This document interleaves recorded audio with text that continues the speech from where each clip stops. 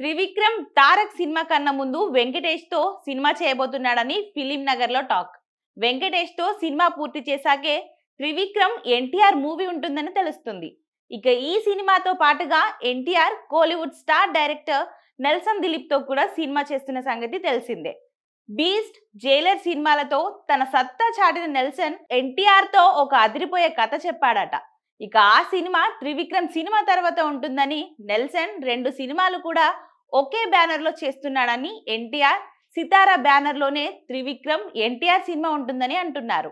ఇక త్రివిక్రమ్ డైరెక్షన్ లోనే అత్యంత భారీ బడ్జెట్ సినిమాగా అది ఉండబోతుందని సమాచారం.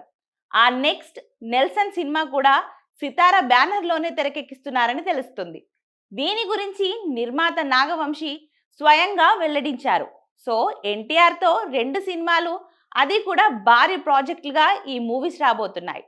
సో ఈ సినిమాలు వస్తే సితారా బ్యానర్ పేరు పాన్ ఇండియా రేంజ్ లో మారుమోగిపోవడం పక్కా అని తారక్ అభిమానులు చెప్తున్నారు. వార్ 2తో బాలీవుడ్ ఎంట్రీ ఇస్తున్న ఎన్టీఆర్ రాబోయే సినిమాలతో కూడా పాన్ ఇండియా లెవెల్లో షేక్ చేసే ప్లాన్ లో ఉన్నారని సమాచారం.